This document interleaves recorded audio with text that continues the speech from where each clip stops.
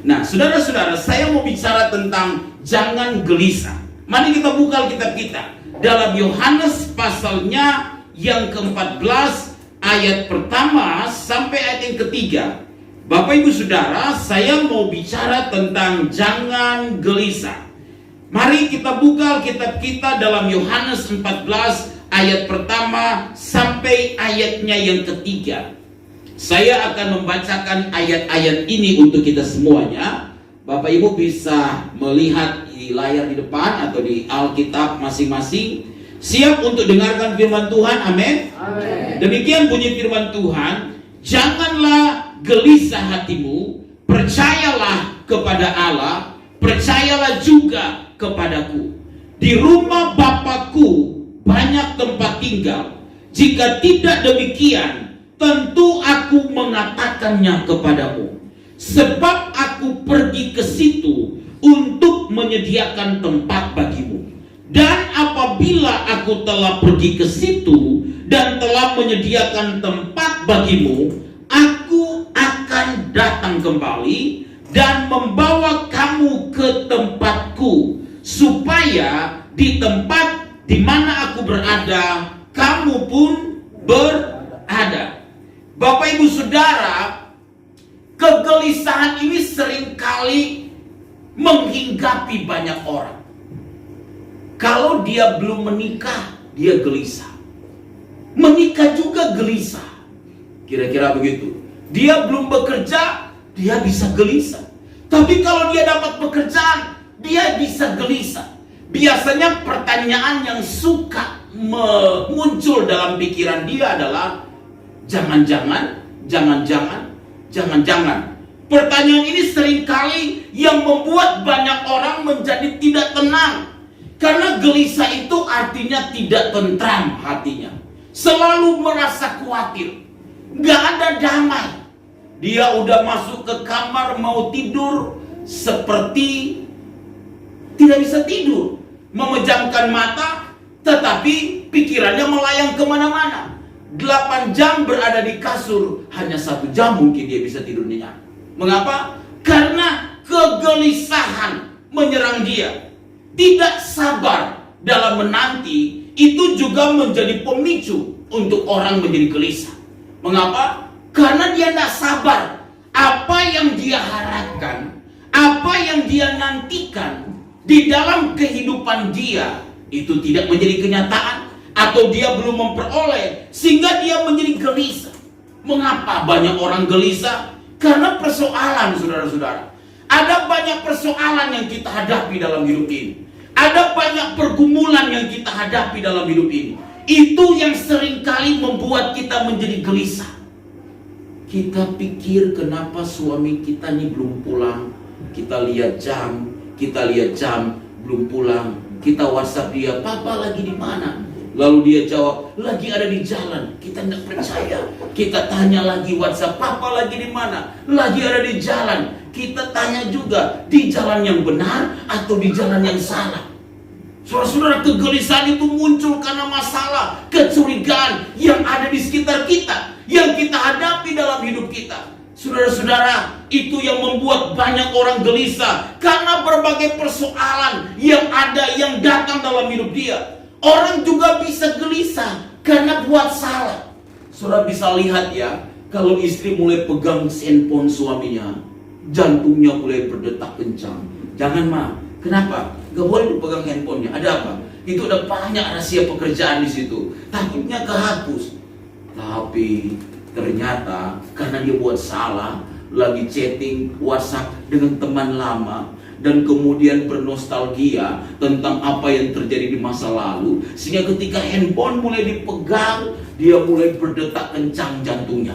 Kenapa? Karena ada salah. Saya bisa perhatikan orang-orang yang tidak punya SIM, lalu punya iman berjalan kemana-mana dengan kendaraannya, dengan motornya, tiba-tiba lampu merah, lalu ada polisi di samping dia, dan sudah tahu polisi mulai mendekati dia, dia bisa gelisah.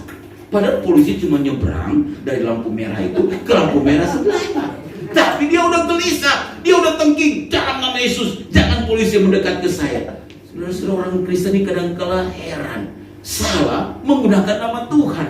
Ini yang repot. Salah, dia tengking. Tuhan, butakan mata Pak polisi itu supaya dia tidak lihat saya ada di lampu merah ini. Tuhan tanya, kenapa? Saya tidak punya SIM, Tuhan. Tuhan bilang, makanya urusin supaya tetap tenang.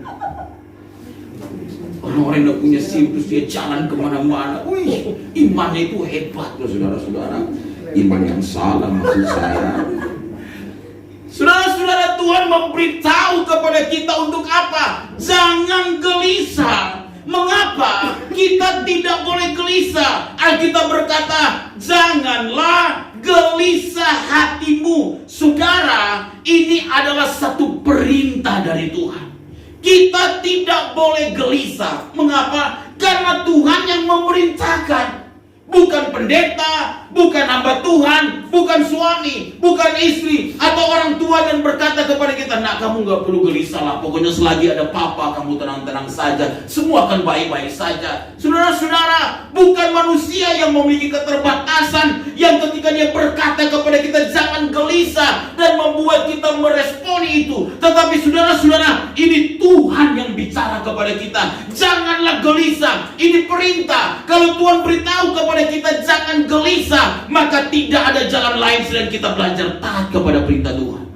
Mengapa? Karena kalau kita gelisah, itu awal dari berbagai pergumulan-pergumulan yang akan terus-menerus muncul dalam hidup kita. Tuhan mengerti akan hal ini. Bapak Ibu Saudara, Yesus memahami bahwa murid-muridnya pada saat itu sedang gelisah. Kalau kita melihat konteks ayat ini dilatar belakangi oleh pernyataan Tuhan. Salah satunya Tuhan sedang memberitahu kepada murid-muridnya begini, aku akan pergi ke satu tempat loh. Kalau kita periksa dalam percakapan Tuhan Yesus dengan murid-muridnya, tapi tempat itu kamu tidak tahu. Kamu tidak bisa menyusul aku untuk berada di tempat itu. Itu yang membuat Thomas bilang begini, Tuhan, kami tidak tahu kemana engkau pergi. Kalau kita lihat ayat 5 selanjutnya. Jadi bagaimana aku tahu jalan ke situ? Jadi saudara-saudara bisa bayangkan, murid-murid telah meninggalkan segala sesuatu loh saudara. Mereka ikut Tuhan, mereka tinggalkan keluarga, tinggalkan pekerjaan mereka, tinggalkan bisnis mereka. Secara lahiriah mereka tidak punya apa-apa. Mereka selalu berada bersama dengan Tuhan dalam perjalanan mereka bersama dengan Tuhan untuk belajar apa yang Tuhan inginkan bagi mereka selama 3 tahun lebih. Tiba-tiba Tuhan berkata kepada mereka begini, aku akan pergi ke satu tempat dan kamu gak bisa pergi ke situ karena kamu gak tahu di mana tempat itu. Itu yang membuat mereka gelisah. Sama seperti kalau ada istri bilang begini, yang aku mau pergi dulu ya, kamu jangan pernah cari tahu aku. Mungkin lebih baik aku pergi daripada aku di sini. Kalau suami yang mencintai istrinya kan dia, jangan beritahu di mana kamu akan pergi. Tapi kalau memang dia udah rencana jahat, pergilah, Tuhan. Kalau dia udah ada rencana kan, dia bilang pergilah, Tuhan menyertai kamu. Ini suami yang gimana ya, ya kan?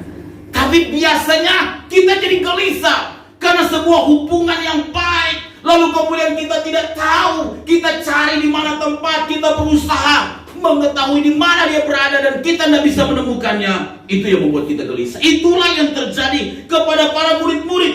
Bagi murid-murid Yesus yang pergi ke satu tempat dan mereka telah meninggalkan segala sesuatu untuk ikut Yesus, lalu mereka tidak lagi bisa berada bersama dengan Yesus. Mereka sangat gelisah. Saudara-saudara, dalam hidup ini ada banyak hal kita tidak bisa capai, kita tidak bisa dapatkan. Banyak harapan kadangkala tidak bisa menjadi kenyataan seperti yang kita inginkan. Ada banyak persoalan, ada banyak pergumulan. Kadangkala kita nggak pikir itu bisa datang. Dia senang-senang aja mau datang persoalan itu. Saudara, ini yang membuat kita gelisah. Tapi tahukah saudara, Tuhan berkata jangan gelisah. Karena itu pertanyaannya begini, kalau begitu bagaimana supaya kita tidak gelisah? Yesus berkata kepada kita begini saudara dalam ayat pertama ini, janganlah gelisah hatimu, percayalah kepada Allah dan percayalah juga kepadaku. Saudara-saudara, untuk kita tidak gelisah, sederhana Tuhan bicara kepada kita, percaya saja. Percaya percayalah kepada Allah dan percayalah kepadaku. Ini juga sebuah kalimat perintah sebenarnya. Percaya kepada Allah dan percaya kepadaku mau menunjukkan begini. Aku dan Allah, aku dan Bapa adalah satu. Jadi kamu sebagai orang Yahudi kepada murid-muridnya, jangan hanya percaya kepada Allah, tetapi tidak percaya kepada aku, kata Tuhan, yang adalah Allah juga. Karena itu Yesus berkata, percayalah kepada Allah dan percaya juga kepadaku. Bapak Ibu Saudara, fondasi kekristenan kita adalah percaya. Saudara, kenapa kita masih bisa bertahan sampai hari ini? Kenapa kita masih bisa datang ke rumah Tuhan sampai hari ini? Kenapa kita masih bisa bertahan di tengah berbagai tantangan dan pergumulan sampai hari ini? Karena kita percaya Tuhan kita hebat. Karena kita percaya Tuhan kita luar biasa. Fondasi kekristenan kita adalah percaya. Saudara, kita bisa kehilangan banyak hal dalam hidup ini. Kita bisa kehilangan orang-orang yang kita kasihi. Kita bisa kehilangan bisnis. Kita bisa kehilangan pekerjaan. Kita juga bisa kehilangan berkat yang ada di hadapan kita. Tapi jangan sampai kita kehilangan percaya kita kepada Tuhan. Jangan sampai kita kehilangan iman kita kepada Tuhan. Karena percaya kita kepada Tuhan, itulah yang bisa membuat kita kuat sampai hari ini. Orang bisa datang dan pergi dan meninggalkan kita. Orang-orang bisa mensupport dan bisa juga tidak mensupport kita. Orang-orang bisa mengasihi kita, tapi berbalik kadang-kala bisa membenci kita. Tapi selagi kita percaya kepada Yesus, selagi kita menaruh harap kita kepada Tuhan, maka kita bisa melewati semuanya bersama dengan Tuhan. Percaya ini penting di dunia di mana kita tinggal, yang telah terkontaminasi dengan dosa. Saudara-saudara, kadangkala kita berusaha untuk hidup baik karena Tuhan memerintahkan kita untuk berbuat baik kepada siapa saja. Tapi kadangkala ada banyak orang di sekitar kita, Bapak Ibu Saudara, yang mungkin tidak berbuat baik kepada kita. Kadangkala kita berada di dalam satu keadaan di mana dunia memang mengecewakan saya dan saudara.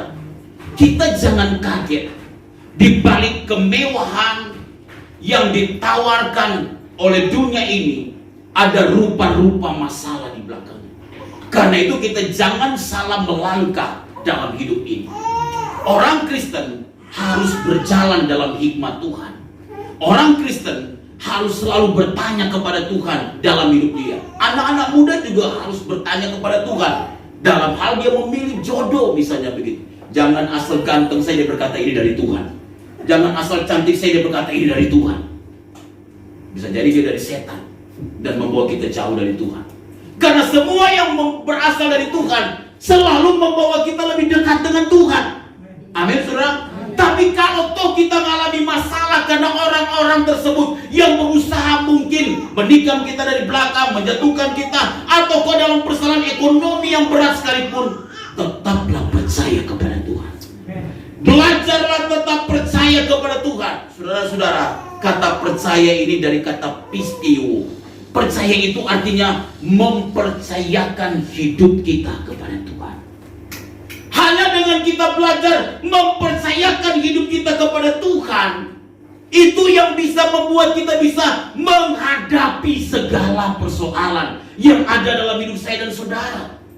Amin. Tidak ada seorang pun yang tidak pernah punya persoalan. Tidak ada seorang pun yang tidak pernah punya pergumulan. Tapi kita harus ingat, sesulit apapun yang kita hadapi, Tuhan itu nyata. Tuhan itu ada loh saudara. Tuhan itu tidak pernah tinggal diam di setiap apa yang kita hadapi dalam hidup ini. Sehingga ketika kita berkata percayalah kepada Allah dan percayalah kepadaku, kalau saudara periksa itu menggunakan present imperatif. Ini maksudnya begini, sebuah tindakan yang terus menerus percaya kepada Tuhan. Terus menerus.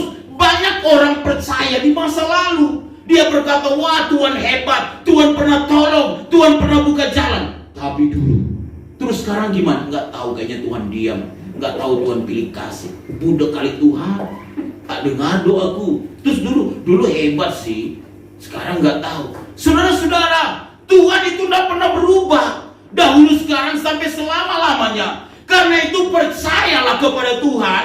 Bukan hanya masa lalu, atau bukan karena persoalan ini yang sedang kita hadapi, tapi dalam perjalanan kita bersama Tuhan, tetaplah percaya. Apapun yang kita hadapi, tetaplah percaya. Mengapa? Tuhan nyata loh saudara. Ketika kita bicara kepada Tuhan, Dia bisa bicara kepada kita. Ketika kita hampiri Dia, Dia akan mendekat juga kepada kita. Karena itu Dia mengajar kita, mintalah maka kamu akan diberi, carilah maka kamu akan mendapat, ketoklah maka pintu akan dibukakan bagi kamu. Itu bicara iman kita. Bagaimana kita percaya, terus mendekatkan hidup kita kepada Tuhan. Dalam percaya yang seperti itu, kita mempercayakan hidup kita kepada Dia. Dia tidak mungkin tinggalkan kita. Saudara, kegelisahan akan hanya membuat kita jauh dari Tuhan, membuat kita tidak bisa berdoa, membuat kita apa lagi? Membuat kita tidak bisa bersekutu. Saudara-saudara, orang menjadi terhalang untuk datang kepada Tuhan. Mengapa saudara? Karena hatinya yang gak ada damai. Saya sering kali bertanya kepada orang, kenapa kamu tidak berdoa, beribadah? Lagi gak ada damai, Pak. Kenapa gak ke gereja? Gak ada damai, sehingga saya tidak bisa datang. Kebalik saudara, justru karena gak ada damai, datanglah pada Tuhan. Tapi Tuhan itu Pak, kadang-kala saya datang seperti gak ada. Saya lebih baik datang ke mall, Pak. Kenapa? Karena kalau saya datang ke mall, saya bisa lihat semua yang baik-baik di sana. Ya kan, apalagi diskon-diskon, Pak. Itu buat damai. Saudara-saudara, hanya dekat Allah saja kita bisa damai. Kita bisa tenang. Kita dekat dengan Tuhan. Karena itu belajar saja percaya kepada Tuhan. Saya mengerti tidak mudah kita jalani hidup ini, saudara. Ada banyak tantangan di depan kita. Kehidupan praktis kekristenan kadang-kala berbeda dengan apa yang Alkitab katakan. Kita berpikir Tuhan nih ngomongnya nggak konkret, tapi dengarkan saudara, Tuhan sungguh nyata dan firman-Nya juga sungguh nyata. Kita hanya belajar melakukan saja itu semua, maka kita akan melihat campur tangan Tuhan pasti akan menjadi bagian kita. Amen. Saudara, yang kedua, kalau begitu, bagaimana supaya kita tidak gelisah? Saudara, kita perlu ingat akan janji Tuhan. Janji Tuhan ini yang membuat kita kuat sampai hari ini. Tuhan berjanji begini kepada saya dan saudara dalam ayatnya yang kedua dan ayat yang ketiga ini. Alkitab berkata kepada kita begini, di rumah Bapakku banyak tempat tinggal. Jika tidak demikian, tentu aku mengatakannya kepadamu. Sebab aku pergi ke situ untuk menyediakan tempat bagimu. Dan apabila aku telah pergi ke situ dan telah menyediakan tempat bagimu, aku akan datang kembali dan membawa kamu ke tempatku, supaya di tempat di mana aku berada, kamu pun apa? Berada. Saudara-saudara, tidak ada janji yang lebih manis dari Tuhan selain janji akan surga. Tapi Tuhan juga berjanji untuk memberkati kita. Manis juga itu pendeta. Manis, tapi cuma di dunia. Begitu ya. Maksudnya kalau kita punya berkat jasmani kan cuma sampai di dunia. Tapi tidak ada janji yang lebih manis selain janji kekekalan. Amin saudara. Kenapa kita harus beribadah? Karena kita meyakini di dalam setiap persekutuan kita dengan Tuhan itu membuktikan kita sudah diselamatkan. Maka Tuhan akan membawa kita kepada kekekalan. Amin Bapak Ibu Saudara. Karena itu ketika Tuhan berkata kepada kita begini, di rumah Bapakku banyak tempat tinggal. Bapak Ibu Saudara, inilah yang menguatkan saya dan saudara. Apa? Janji tentang Tuhan akan membawa saya dan saudara dalam kekekalan. Saudara, ini adalah pernyataan Tuhan ketika Tuhan berkata, di rumah Bapakku banyak tempat tinggal. Aku akan pergi ke situ dan menyediakan tempat bagimu. Dan ketika aku telah menyediakan tempat bagimu, aku akan datang kembali untuk membawa kamu ke tempat di mana aku berada. Saudara-saudara, ini adalah janji di mana Tuhan akan datang kembali untuk menjemput orang percaya. Menjemput gereja Tuhan, saya dan saudara. Menjemput apa? Bukan menjemput dalam kematian, tapi menjemput dalam awan-awan permai. Bicara tentang pengangkatan gereja. Ketika Tuhan datang kembali, maka Dia datang untuk mengangkat gerejanya. Ini penghiburan bagi saya dan saudara. Tuhan berjanji akan ada kehidupan kekal bersama dengan Dia. Saudara-saudara, adakah di antara kita pernah dibawa Tuhan ke surga? Bolehkah lambaikan tangan kita? Adakah di antara kita yang pernah melihat surga? Saya pernah, Pak. Yang dibawa telapak kaki itu surga itu. Oh, bukan. Saudara-saudara, surga itu penuh damai. Surga itu penuh ketenangan. Surga adalah tempat Allah bertakhta di situ. Di surga tidak ada ratap tangis. Di surga tidak ada air mata. Selama kita dipercayakan Tuhan hidup di dunia ini 70 tahun, 80 tahun kalau kuat. Sesudah itu anugerah Tuhan. Keterbatasan kita ada di dunia ini. Dalam keterbatasan itu kita harus bertanggung jawab untuk memuliakan Tuhan di setiap apapun yang Tuhan percayakan bagi saya dan saudara. Tapi tahukah saudara, ada kemuliaan yang jauh lebih besar yang Tuhan siapkan bagi saya dan saudara. Apa itu? Kekekalan berada bersama dengan Tuhan di surga. Saya berdoa ketika Tuhan datang kembali, saudara itu diangkat Tuhan masuk surga. Amin. Jangan sampai saudara saya cari saudara di surga, ya. Cari saudara di surga, saya cari, inventarisir nama-nama, absen. Pak Yosua, hadir Pak.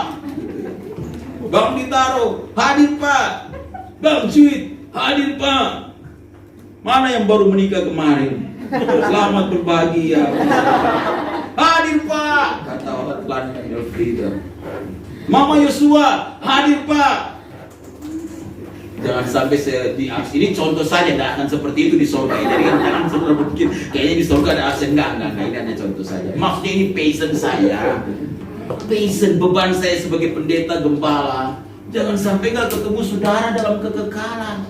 Padahal pernah datang di gereja GSKI Yehuda Bekasi. Ini kan taruh di mana muka saya sama Tuhan. Tuhan bilang begini, mana domba yang kau gembalakan itu? Iya, kenapa dia nggak ada di surga? Nggak tahu Tuhan. Nggak tahu dia udah kemana. Itu kan beban di saya. Saudara-saudara, kita memang punya banyak persoalan di dunia ini. Ada banyak pergumulan. Tapi tahukah saudara, ada janji manis yang Tuhan beri bagi kita apa? Berada bersama dengan Tuhan dalam kekekalan. Karena saudara perhatikan ayat 2 berkata begini, di rumah Bapakku banyak tempat tinggal. Saudara-saudara, rumah Bapa menunjuk kepada sorga, tempat Allah bertakhta. Ya, sorga adalah suasana di mana ada kebahagiaan. Karena itu Alkitab berkata, kerajaan sorga bukan soal makan dan minum, tapi soal damai sejahtera, sukacita, dan kebenaran yang dikerjakan oleh Roh Kudus. Tapi sorga juga menunjuk kepada tempat di mana Allah bertakhta, dan saya dan saudara akan berada dalam kekekalan di situ bersama dengan Tuhan. Bapak Ibu Saudara, orang suka salah paham tentang surga. Nah, kenapa? Karena ada banyak orang berkata begini ke Tuhan. Ketika Tuhan berkata, di rumah Bapakku banyak tempat tinggal. Lalu orang suka berkata begini, kayaknya Pak, kalau rumahku pasti istana. Bapak yang jarang-jarang ke gereja pasti gubuk reot. Pasti Pak cuma pakai tenda di sorga. Bukan berarti sorga itu ada klasifikasi. Para pendeta, mereka akan berada di tempat yang khusus. Para pelayan berada di tempat yang khusus. Jemaat berada di tempat khusus. Tidak, saudara. Sorga itu tidak ada klasifikasinya. Sorga itu adalah tempat di mana Allah bertakhta, dan Tuhan hanya berkata, saya dan saudara akan berada di situ bersama dengan Tuhan. Karena itu ketika Tuhan berkata, di rumah Bapa banyak tempat tinggal, artinya begini, sorga itu pasti menunjukkan sebuah kepastian, dan sorga cukup untuk orang percaya berada di situ. Cukup untuk orang percaya berada di situ. Karena itu kalau ini adalah janji yang manis yang Tuhan berikan bagi kita semua, Bapak Ibu Saudara dikasih oleh Tuhan, maka tetaplah setia sampai akhir. Apapun yang terjadi, tetaplah setia.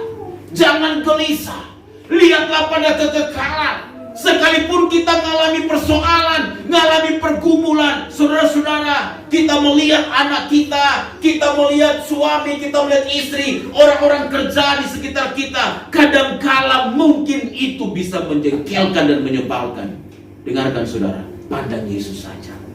Lihat kekekalan yang Tuhan siapkan bagi saya dan saudara, yang itu jauh lebih besar dari penderitaan yang kita alami di dunia ini.